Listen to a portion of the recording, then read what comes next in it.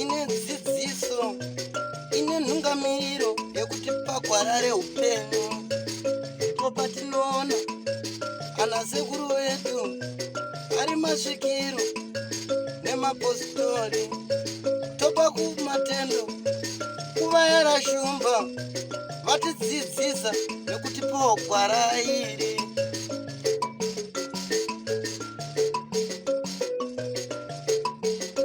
Huroi anatsika mtanda kuromba urombwa masvikiro chitendero. Tinokukwazisai mhuri yeZimbabwe kusangana zvakare nhasi mune chimwe chirongwa. Rangu zita ndinonzi Tadiwa Nashe Kutama. Tiri kusangana nezvinhu zvakasiyana siyana mukurarama. Uroyi watekeshera munyika. Zvinonzi uroyi wanga uripo kubvira kudhara. Satani aripo wani. Unopera here uroyi uyu? Anatsika mtanda vari kubatsira here vanhu vachibatsirika matambudziko achipera, achitendero nechivanhu zviri kufambidzana here mune zvakanaka? Asiyalibingelela mhuri yeZimbabwe kuhlangana njalo namhlanje akolunye uhlelo lapho esikhuluma khona ngobuthakathi abancedisayo inyanga, isiKristu lamadlozi labaphansi bethu. isiKristu lamadlozi ethu kulobudlelwano yini? Kuhamba njani kahle kahle? Asikhonapha ke eRushinga, elami igama nguMandlovu wenu ospecial. Njengansuku zonke ke asiyalikhuthaza ukubana lisubscribe to YouTube channel yethu Drewmas Media. Drewmas Media taking you to another level. Makadi zenyu mhuri yeZimbabwe. Ini ndonzi Itai Nyamukondiwa. Ndinobva kuno kuRushinga kuMarch Central. Ndinofarawo zvikuru mukurarama tisanganawo nevanhu vanofambawo mukati menyika vachiona zvinhu zvinoitika mumatunhu atigere nekuda kunzwisisa chiraramo chinenge chine vanhu, mafambiro ari kuita zvinhu zvichibatanidza nyaya dzekugara kwevanhu, vachibata nyaya dzechikaranga, vachibata nyangwe chinamato, vachibata zviyeraera, zviitiko zvinoitika zvinokatyamadza paupenyu hwatinorarama, zvishamiso nezvimwe zvakadaro. Saka ine nhau dzandinadzo dzinoda kujekeswa, dzinobata matare ari kupa vanhu gakava pakurarama tiri parwendo, tichitarisa nhau dzezve vanhu vanotera chikaranga nevanhu vanotera chinamato. Tiri vanhu vamwe chete, tiri vanhu vari kufamba rwendo rumwe chete, asi tine kumwe kupesana kwatinoita mumafungiro nokuda kwokuti vasingaende kuchechi vane matorero avanozviita vachiti izvi zvekunamata izvi hazvisirizvo, zvakasara. Ave kunamatawo zvekare vanenge vachishorawo kumidzimu nevamwe vanoita zvechikaranga vachiti zvakasara. Asi tichitarisa kubva makare kare vanhu vakararama nyika ino vekutanga kwakanga kusina machechi, vainamata Mwari kubudikidza nechikaranga vaiti musika vanhu. So Mwari watiri kungonamata ndiye Mwari ari kungonamatwa nyangwe nevanhu vari mukati memachechi. So ini ndichitaurawo ndiri kuno ndinopa muenzaniso wezita rinonzi chimhanda. Chimhanda chinhu chinotanga kubva muvhu kana uri muti uri dzinde rimwe chete ozoita mipatsu muviri wasvika kumusoro. So ndine shungu yekuda kubatanidza vanhu vari mukati menzvimbo ino kuti nhau yevanhu vari kuzviti isusu tinotera chivanhu, vachiti tiri kutera chinamato, tibatane, tive nemuono umwe chete, tite bira rimwe chete, tikwanise kuziva chokwadi chatinofanira kutakura, nokuti takafamba nzira mbiri panguva imwe chete hatikwanise kuenda kunosvika. Tabva ipapo kune nhau zvekare dzezvinhu zvinenge zviri kuitika mumamisha matinenge tichirarama tiri. Mune zvinhu zvakasiyana siyana zviri kusungwa nevabereki.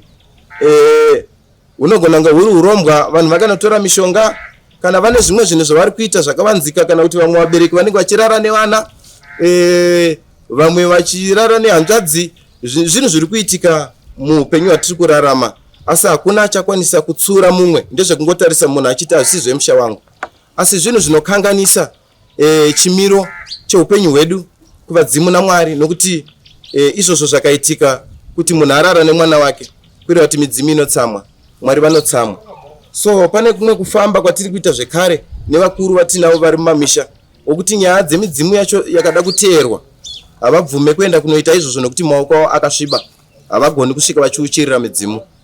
So mumamisha zvekare kune mamwe matambudziko ari kusanganikwa nawo ezvinhu zvakawanda. Vamwe vari kuchengeta zvinhu zvevafi, vamwe vari kuparadza pfuma yevafi, rinozova riri dambudziko rinogona kudzoka richipinda mukati memhuri raakudzudza mhuri.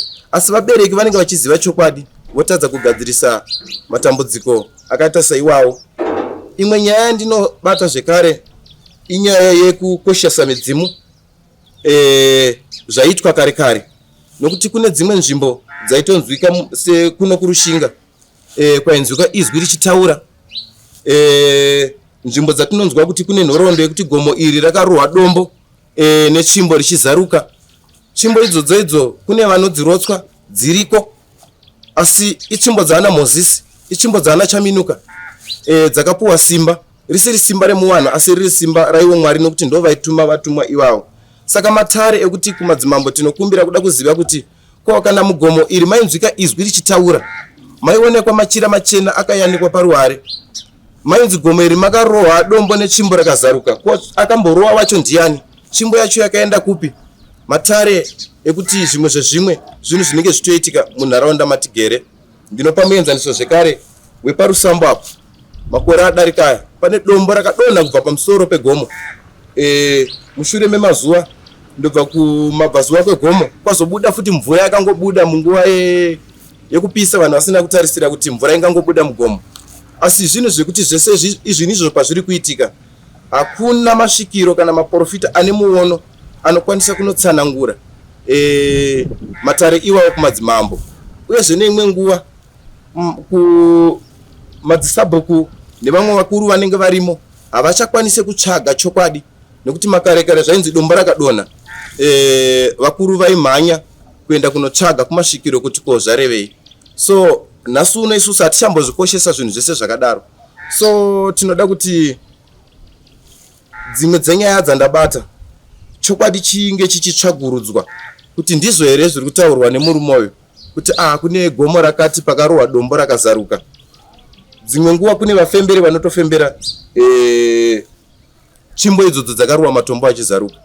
Muno mune tsoro dzakasiiwa nevakuru, muno even murushinga muno mune tsoro dzakasiiwa nevakuru dzinoda kutambwa, dzinoda kupedziswa, asi hakuna anokwanisa kuitamba kana asina kutumwa kuzopedzisa tsoro idzodzo idzo. Ndo zvimwe zvezvimwe zvirimo. So rwendo ratiri kufamba ngatiedzei kutsvaga chokwadi, tiedze kutsvaga mwenje, nokuti takasatsvaga chokwadi chaicho, either kuti mudzimu yacho yaifamba sei kana kuti muchinamato macho vanhu vanofanira kuita zvipi, hatikwanise kuyambuka. So toda kuti vanhu tiwirirane tiite chinhu chimwe chete. Uyezve gakava riripo randataura rekuti vanofamba nechivanhu vanoti isusu hatiite zvokunamata, vanofambawo nechinamato vanoti hatibate zvechivanhu. Munoona kuti tiri vanhu vamwe chete, but tingoita mufungiro wakasiyana, asi kwatiri kuenda kumwe chete, tiri mhuri imwe chete. So nauye mhanda ndichitaura yekuti chimhanda ine mazwi ane matare mahombe anoda kutsanangurwa, azadziswe, nyika ichinzwawo. Zvimwe zvezvinhu zvinotibatsira kuva nemuono wekuziva chokwadi kana kuwana mamwe mafambiro akanaka kana kuti akajeka anotipa kuti tiyambuke semhuri imwe chete. Saka ngatisashorei chikaranga, nokuda kwekuti nyangwe vakararama kare vari nyika ino, nyangwe makomuredzi chaivo vakaenda kuhondo vaiteera chikaranga, kwaitobikwa madoro, vanhu vane zvavaitoita vachipira kuti midzimu ifare.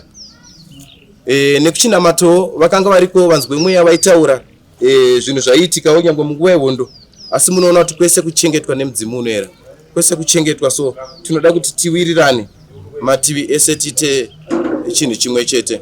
Saka ndinoshuvirawo kuti dai tazokwanisawo kuti nekutaura kwangu nezvandinokwanisa kuratidzawo kumadzimambo ndizosanganawo nemadzimambo ndichipuwawo mukana iwowo ndichivaratidzawo zvimwe zvandinopiwawo zvandinoona, ingave pfuma, matombo, ringave goridhe, zvingave zvinhu zvakavigwa mudzininga.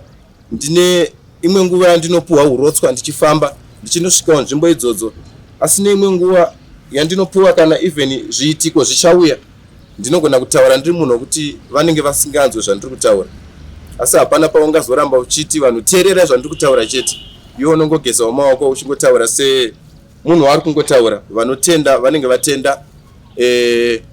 So tinoda kuti titsvage chokwadi panguva ino, asi panhau dzese ndingataura dzingabata kuchivanhu tichidzoka kuya kuna Mwari. Nyika ino yakadiwa naMwari. Nyika ino ine chiprofita chokukomborerwa nemurume anonzi Jesu Kristu.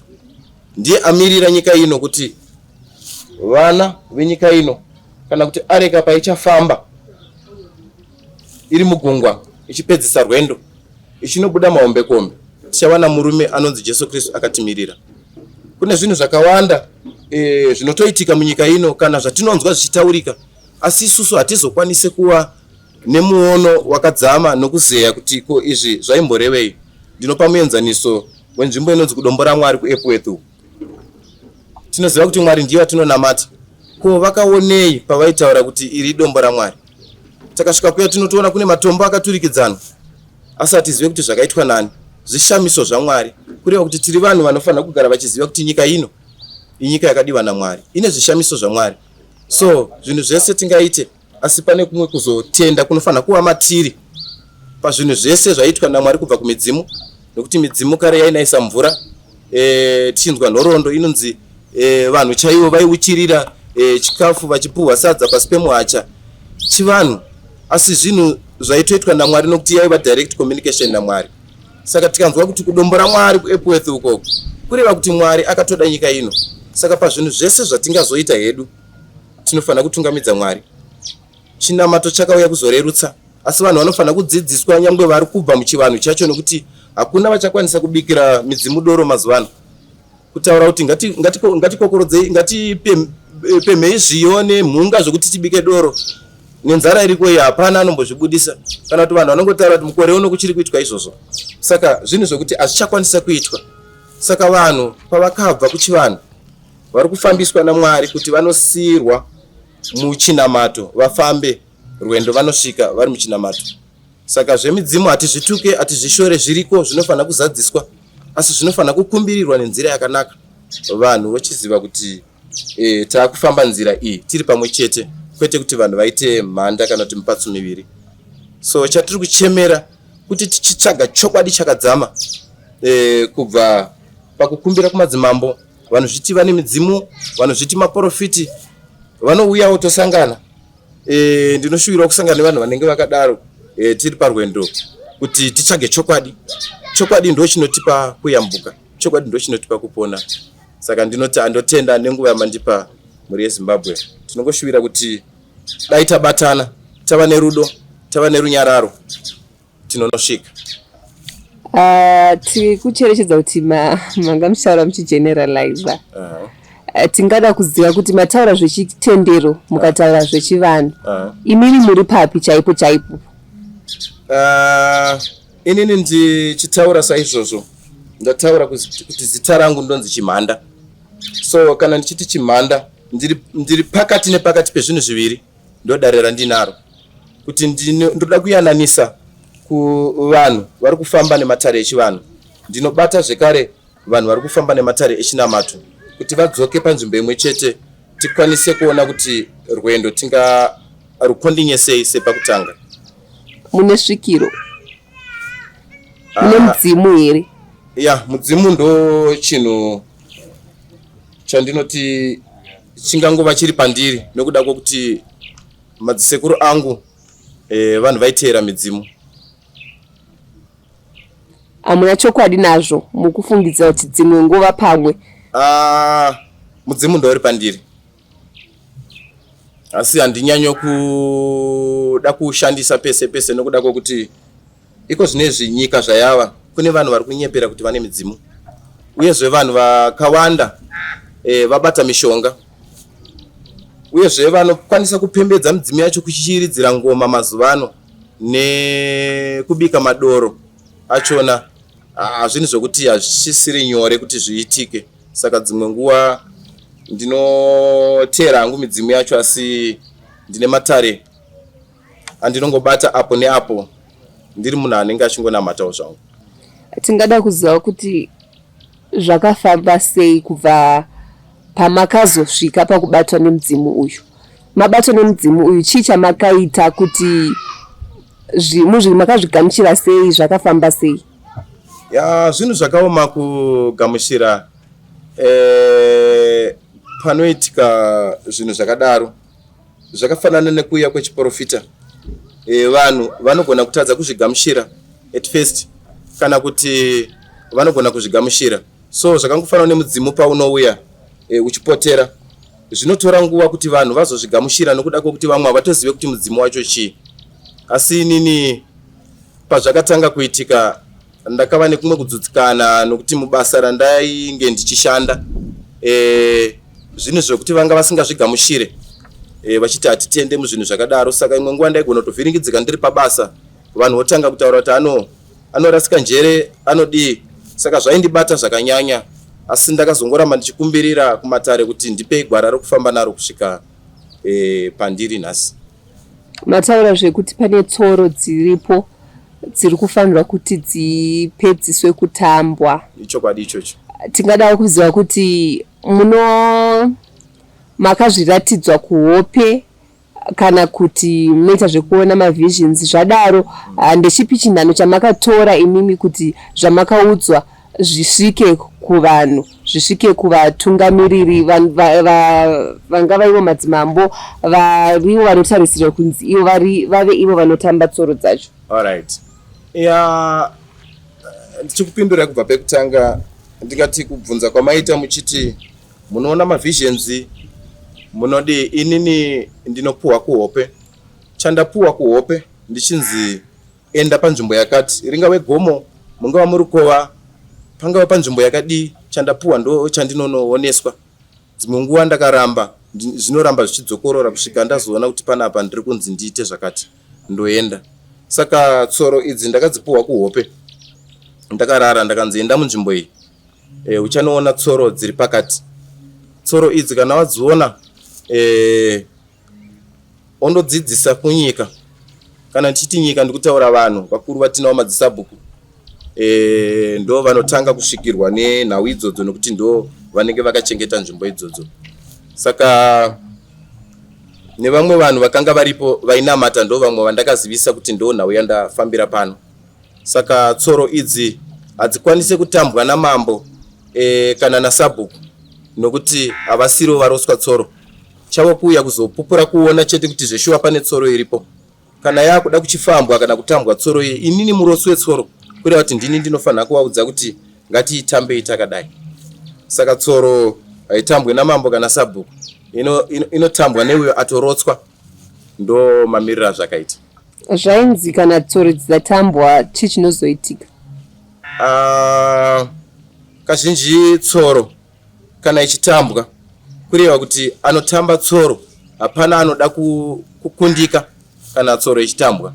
Saka inyaya yekuti vanhu kana vasingazive kuti tsoro inotambwa sei, vangava vagari venzvimbo, angava madzisabhuku, vangava madzimambo, vanofanira kupa mukana kumaprofita anenge aripo kana masvikiro agere munzvimbo iyoyo, kana vanoti matara atinoaziva kana tinoagona, kureva kuti kana vashayika murotswi wetsoro ndiye anokwanisa kuipedzisa kuitamba. Asi pane tsoro iyi zvekare, ndichidzoka kumashure, ndo pane muganho wamambo Magaranewe na Headman Magaranewe na Headman Chimhanda. Asi pane kamwe kakava kakamboitika ipapo nenyaya yemuganho, ndo pane tsoro iyoyo. Tingati ndo padziri tsoro dzacho idzodzo. Makambosvikapo here kana kuti makapaona kuhope chete? Takatosvikapo. zvokuti chero vanenge vanodawo kana vakasununguka kana vauyi vanokwanisa kutouya vachiona kuti ano pane tsoro yakadai iri padombo. Kana vari vanhu vanoziva vanokwanisa kuzodudzira kuti tsoro yakadai inorevei. Zvinenge kune vanhuwo vanenge vasvika edha vatumwa kana ndemaprofiti kana ndevematare vachizokwanisa kuzvidudzira vanokwanisa kududzira.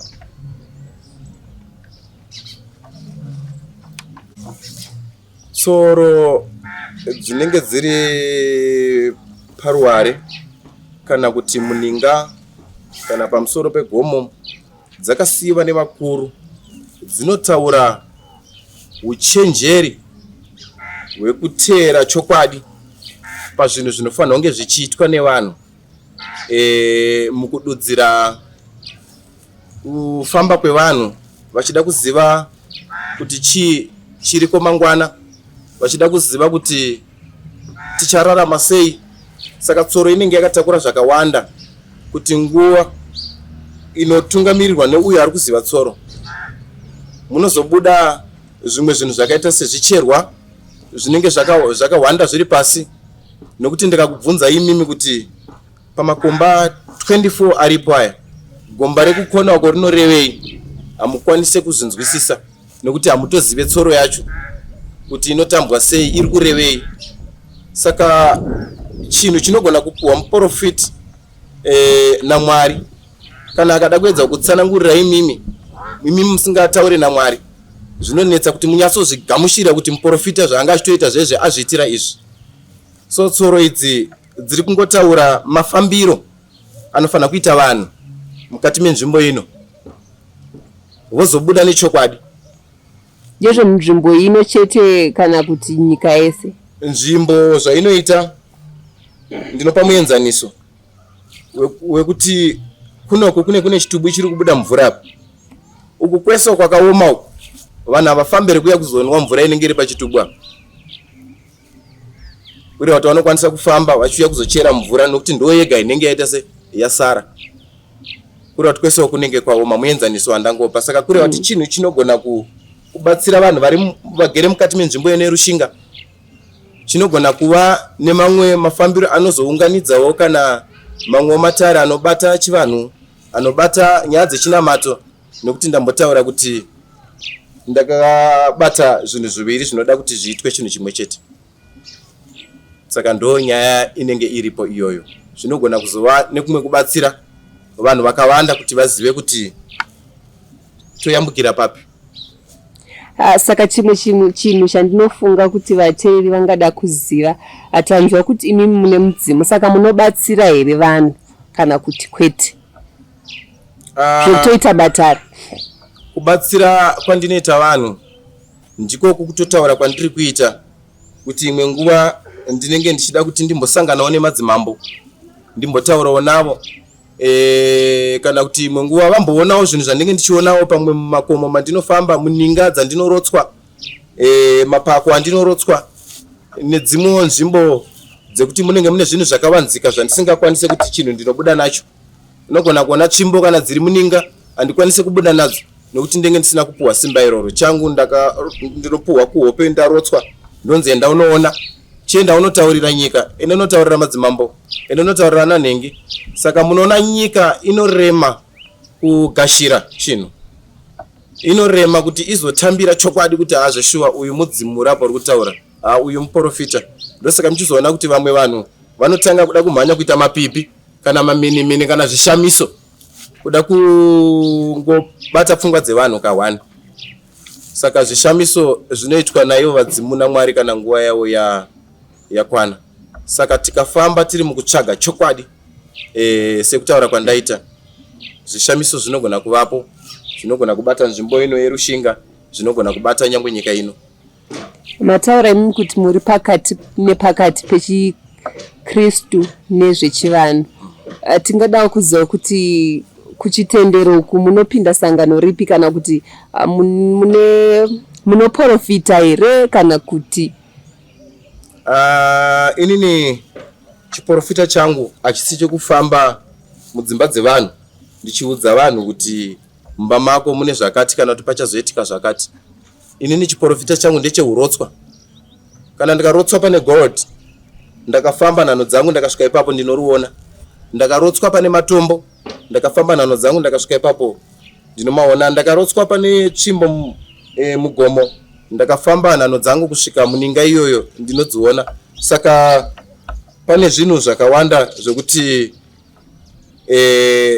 zvandinenge ndichisangana nazvo, asi hakusi kuti ndinofamba ndichiprofita vanhu, kwete, handisi ipapo. Inini kuprofita kwangu kuri muurotswa hwangu nekuzoudza vanhu kuti hande tinochera apo pane matombo akati, hande tinochera apo pane gold, hande mugomo rakati munoona mune zvinhu zvakati.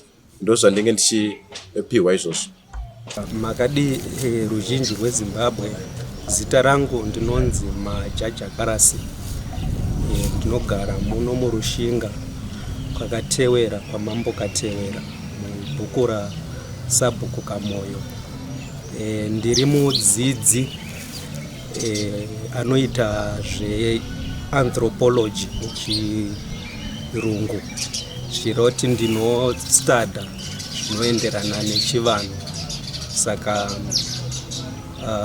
ndinoongorora kuti chii chiri kuitika. Chakandikoshera mukudzidza umu ndechekuti tinonyanya kuda kunzwa kubva kune vanhu. Vanhu ndivo vanoziva zvavanoda. Kazhinji kachona kana vari vatungamiriri, ngavayo vatungamiriri vanonzwa zvinobva muvanhu, kuti vanhu vari kuchema nezvipi, ingava iri nyaya yemasvikiro. Nekuti kana tichitarisa muno muRushinga, ndofunga kuda munhu wese anoziva kuti Rushinga ndo makarwiwa zvakanyanya hondo yesekendi Chimurenga. Zvichireva izvo kuti ana Mujibha, ana Chimbwido, mawo veterans akawanda anowanika munzvimbo ino. Pahurukuro dzandinoita navo, kazhinji kachona vanotaura kukosha kwaiita svikiro, kukosha kwaiita zvemudzimu nemaancestors. Saka izvozvo vanotaura ivo vachiti ndo zvakavabatsira kuti vakwanise kunge vachihwina Chimurenga. Zvakawanda zvavaitaura, dzingave nzvimbo dzinoyera, zvingave zvinoyera zvaisaitwa, tinoti mataboos. Asi tinoona kuti after patorwa nyika muna 1980, tinoona kuti panosvika time yekuti vanhu vakawanda vakanga vakuchisiya chivanhu ichi, vakusvika panguva yekunamata machechi akasiyana siyana, maapostolic iwayo kana kuti mapentecostalism. Saka tinoona kuti iko zvinezvi zviri kuitika munyika yeZimbabwe, kunyanya kuno kuRushinga, zvinhu zvakawanda zvakusanganisira nyaya yekuromba, nyaya dzekuromba dziri kuwandisa, nyaya dzekubirana mumunda, ingave netsvera dziri kuita sedzichiwandisa, kutaurika kwadzo dziri kutaurika zvakanyanya. Saka tinoona kuti apo nepapo Tsikamutanda anenge achipinda munzvimbo achitaura zvanenge achitaura, asi kazhinji kachona tikuona kuti pane kakupikisana kanenge kachiitika. Pane vamwe vanoti aiwaka nenyaya yekuti vanhu vari kutambura vari kuuya vachitorera vanhu vanotambura chete, then kozoitawo vamwe vanoti aiwaka muno muRushinga makabatana neMozambique, kuMozambique uko ndo kunoenda unotorwa mushonga yekuromba. Saka pane kakupikisana kanenge kachiita vanhu, vamwe vachitaura zvakasiyana siyana vachiti rinokwanisa kunge rava business imo muno muRushinga, nekuti vanoramba vachingouya after kana 4 years. Saka zvese izvozvo tiri kutsvagurudza tichiona kuti iyo witch hunting yachona inobvumirwa here kana kuti haibvumirwe, witch hunting here kana kuti vanenge vaenda kunotora munhu kuti avabatsire basa ravo. Asi chakatikoshera inyaya yekunzwisisa kuti ivo vanhu vari kuzvitenda here vanenge vabatsirwa, after vabatsirwa vari kuzosara vachigara zvakanaka here. Chimwe chachona futi ndechekuti kana vabatsirwa vachizosara vari kuzokwanisa here kunge vachisara vane upfumi hwekuti vakwanisa kuchengeta vana vavo nemhuri dzavo. Nekuti tichiyaona isusu kuti munzvimbo ino yeRushinga semienzaniso gore rino hakuna kunaya zvakanaka, ende gore rino in fact makore akawanda kunogara kusingatambire mvura yakati wandei, kunogara kune nzara. Saka izvozvo tinenge takubvunza kuti kana vabatsirwa saizvozvo zviri kuzoita kuti vakwanise kusara vachine chikafu here chakakwana chokuti vakwanise kurarama. Tinoziva kuti muno muRushinga kazhinji kachona vanhu vari kubhadhara Tsikamutanda nemombe. Saka tinozoona kuti iyo family yachona inenge yabatsirwa yachona vana vari kuzokwanisa here kuenderera mberi nechikoro, vari kuzosara vachizorarama here after vabatsirwa, zvapera here zvavabatsirwa nazvo zvachona, kana kuti pachazoita time yekuti vachazoda kudzoka futi munzvimbo vachida kuziva kuti chii chasara chitorwa, because tinonzwa kuti vanonzi vanotemwa nyora. Saka tinenge tichitarisira kuti kana munhu atemwa nyora zvireva kuti kwanza akatanga kuda kuromba futi zvinobva zvamubata zvacho kuti akwanise kufa. Saka tinenge tichitarisira kuti kana riri dambudziko ngaringe richipera. Saka tichitaura ipapo panhoroondo yedu yeZimbabwe iri Rushinga, tinenge tichitarisira kuti inofanira kunge ichikwira ichienderera mberi, vana vachienda kuchikoro, nekuti dzimweni dzenguva zvimwe zvachona zvinoita kuti dambudziko rirambe riri munzvimbo inyaya yekuti idzo mombe dzisemenzaniso dzakatorwa dzopuhwa, kana kuti ivo vanenge vachiuya vangavetsika mutanda kana even vanotengesa chaivo. Dambudziko rokuti vana vaende kuchikoro rinoramba riripo, vana havaende kuchikoro, vanoita madropouts, vana havaende kumacolleges. Saka pokupesera vana vanoramba vachiita havasi kukwanisa kuwana mabasa. Saka kana vasingawane mabasa uroyi hunoramba uchipera. Then chimwe chachona chandakaona mukutsvagurudza kazhinji kachona ukaona pakutaurwa nyaya dzeuroyi zvinoreva izvo kuti pane a deep down dambudziko rinenge riripo. Witchcraft accusation inozouya as a manifestation yekuratidza kuti pane kumwe kutadzirana kana kuti zviri kuitika zvinoda kuti zvigadziriswe. Saka chandinofunga ndechekuti muno muRushinga mune matambudziko akasiyana siyana anoda kuti agadziriswe. Saka manifestation yachona tinoona pawitchcraft accusation nekuramba tichingotaura zveuroyi zviripo. Ipapa hatidi kuti tiparambe, uroyi huripo hunozivikanwa. Angave mugari wese muno muRushinga hapana anongaramba kuti uroyi huripo, asi tinenge tichitarisira kuti ko chiwano chedu isusu semakore kuRushinga chinotiwo chiko kana chida kugadzirisa nyaya dzeuroyi, nyaya dzeurombwa. Vakomana vechidiki zvechokwadi tinozviona nekuti dzimwe nguva humwe upfumi tinotadza kunzwisa kuti uri kufamba sei. Unotoona kuti apa panogona kunge pakaitwa zvimwe zvinhu zvinoita kuti munhu akwanise kuwana mari nechimbi. Saka izvozvo tinotarisira kuti ingave riri dzinza rinofanira kunge richiziva kuti ko vozvifambisa sei kuti vakwanise kunge vachigadzirisa dambudziko, nekuti kazhinji kachona kuromba kunouraya vanhu vemudzinza, vanhu vemufamily imwe chete. Saka tinenge tichitarisira kuti patsika dzedu vanhu vanenge vachinetswa nedambudziko kana vati vanoda kuti vasvike kuna uyu avabatsire, inofanira kunge iri kodzero yavo. Nekuti dzimweni dzenguva tikanyanya kupindira vari vatungamiriri vanopedzisira voti isusu dai takararama dai tisina kunge tadzivisirwa munhu uyu. Asi at the end of the day basa futi revatungamiriri rekuti vakwanise kunge vachichengetedza vanhu kubva kune vanhu vanenge vachishandisa mashiripiti, nekuti mashiripiti ariko futi anoita kuti vanhu varamba vachingotorerwa upfumi pasina kubatsirwa zvichiramba zvichingodaro. Saka ndaiona sekuti zvinhu zvese izvozvo nelocal leadership zvinofanira kunge zvichigarirwa pasi kuti vanhu vakwanise kubatsirwa. Ndatenda. Amunambobata yetsoro iyi. Tsoro kuziva kwandinoita itsoro kazhinji kachona zvinhu zvaishandiswa nevatungamiriri, ingave yatingati secret muchirungu, kuti ukaziva nzvimbo iyoyo, ukaziva secret iyoyo, unenge wakwanisa kuzvikonekta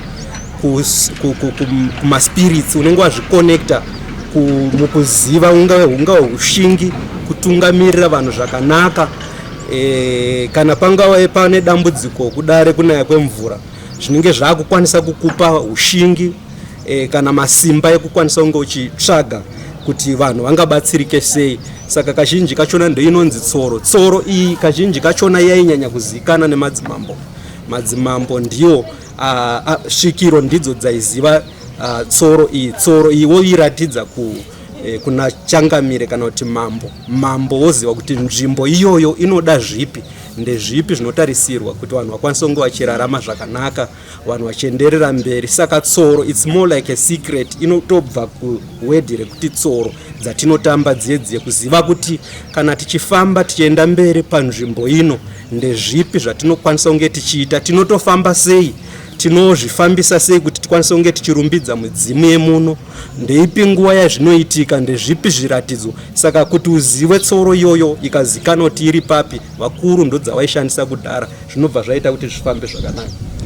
Ndanzwa muchitaura nyaya ye-witchcraft kuti iriko ende anatsika mutanda varipo, vamwe vari kubatsirika vamwe havasi kubatsirika. Mataura zvekare kuti munoita study imini yekuongorora zvitsika izvi nemagariro. Tingadawo kuzoti neruzivo rwenyu chii chingaitwa kuti witchcraft irijuswe? Witchcraft hatingasvike patinoti inorijuswa. Nekuti ukanyanya udzika pakuverenga unotongoona kuti zvinhu zvatagara tiinazvo zvinoenda zvichingosanduka. Pane yatinoti witchcraft zvichireva kuti zvinhu zvinoberekwa munhu ainazvo zvobva pane munhu opa muzukuru opa kana kuti muroora zvichidaro. Saka zvinhu izvi zvingangodzikiswa asi hazvisiri zvinhu zvinopera. Then chinhu chatinogona kunge tichipedza ndeyatinoti sorcery muchirungu, kunonzi kuromba. Izvo ndozvekuzviitisa saka munhu anenge aida kutsvaga pfuma. Saka chinenge chakakosha kutaura kuburikidza nemadzimambo nemasvikiro, vanhu vachiziviswa kuti aiwa kuromba kwakaipa kunopedza mhuri, nekuti iko kuromba chaiko kunoita kuti uite mari yakawanda. Zvinonzi iko kunopedza mhuri yakati wandei. Saka izvozvo ndo zvinokwanisa kudzikiswa. Saka asi muchaona kuti iko hayasi makore chete ane uroyi, nekuti vanhu ndinonzwa vachiti kumakore kumashonaland central ndo kune varoyi vakawandisa. Asi mukadzika muchiverenga muchaona kuti kuna naazande South Sudan kupi nekupi kuMozambique vane uroyi hukatosiyana. Saka izvi zvinhu izvi zvinoitika muAfrica. Handidi kuti nditaure ndichiti vanhu vanofanira kunamata kuti vapedze uroyi, nekuti iko zvinezvi muchiongorora muchaona kuti iko kumachechi kwachona dzatongovawo nzira dzekuti vamwe vanhu vatizireko vane uroyi hwainawo. Asi chandinofunga ndechekuti mungapawe nedzidziso kunyanya kune vechidiki kuti upfumi hwakanaka, upfumi husingaparadze mhuri hunouya mukuburikidza nekushanda nekusashandisa ropa revanhu. Izvozvo zvine mafuture repercussions. Chimwe chachona chandinofunga semudzidzi ndechekuti hatifanira kunge tine pfungwa dzatinoti idzidzi ndo dzakanakira vanhu. Tinofanira kunge tichinzwa kubva kumasvikiro, kumadzimambo. Ivavo ndo vane ruzivo, kuziva kuti nzvimbo inofambiswa sei, ndechipi chivanhu chinofanira kunge chichiitwa kuti zvimwe zvezvinhu zvidzikiswe. Ko kubva kudhara ndezvipi zvataita kuti tikwanise kunge tichidzikisa matambudziko akafanana iwayo. Nekuti munoyeuka kuti munguva yesekondi chimurenga iripo nguva tichinzwa nyaya kubva kuna nasekuru madzibaba edu kuti varoyi vaitourayiwa. Asi iko zvinezvi seko tichiri kutaura nezveuroyi, zvichireva izvo kuti chinhu chagara chinotongoitika. Kana ivheneka kumabhaibheri munonzwa kuti kuna Satani hapana patinosvika patime yatinoti tinomupedza, zvinhu zvagara zviripo.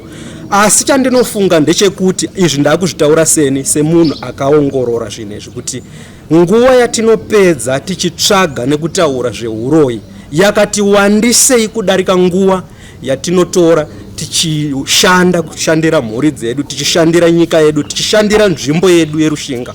Zveuroyi zvinoramba zvichitowedzera. Sekutaura kwandamboita kuye kuti uroyi kazhinji kachona hunotowanika zvakanyanya nekuda kwekuti vanhu vari kutambura. Ndokupai semuenzaniso, mukaona pamba sisi vasina kuenda kuchikoro, hanzvadzi haina kuenda kuchikoro, mese munogara muri pamba, dambudziko renyu makuenda kune vanokunyeperai, angave mafake prophets, kuti munogona nge muri kushandiswa. Asi katinozviziva kuti zviri pachena kuti kana usina kudzidza zvakanaka, usina kuenda kumakoleji haukwanisa kunge uchiwana basa.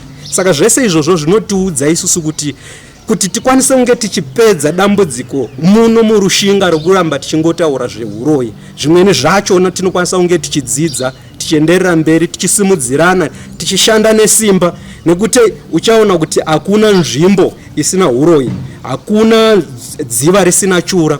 Asi tisazonyeperana tichiti hazviko zvinhu izvozvo, kana kuda kuti pese pazvinenge zvichitaurwa tinenge tichingoti kunyepa apo pari kuitwa nhema. Aiwa, zvinokwanisa kunge zvichiitika, nekuti pekupedzisira ukaramba uri pamba uchapedzisira waane pfungwa, nekuti varipo futika vane pfungwa dzekuti kana vakaromba vachiita mari, ko inini ndotadza nei kuti nditese ndirombe ndiite mari. Saka zvese izvozvozvo kana tisina kusimukira through kushanda nesimba, through kuenda kuchikoro, tichaona kuti tinoramba tichingotenderera mukuromba nekuroyana kupi ikoko. Ndicho kachirongwa chatakuunzirai vateereri. Handizivi kuti imimi mazvinzwisisa sei. Hanzi pane tsoro dziripo dzakatarisirwa kunzi dzive dzichitambiwa. Manzwa vataura vachiti vanorotswa tsoro idzi mashure mekuti dzatambwa, nzvimbo yerushinga inowana kubatsirika mune zvakawanda. Nthemba lizizwereke uhlelo adesiliphathele lona, kukhulunywe okunengi, kwakhulunywe okwabuthakathi, kwakhulunywa njalo ukuthi isiKristu lokwamadlozi mele kuhambisane ndawonye, ngoba okuqhakathekileyo konke esikwenzayo asikwenza asikuletha asikuhambisa ezandleni azikamdali. Njengansuku zonke balalele emakhaya selikhuthaza ukubana lisubscribe to YouTube channel yethu Drewmas Media. Drewmas Media taking you to another level. Elami igama ngingothadiwa nashe Kutama uMandlovu wenu ospecial. Lisale.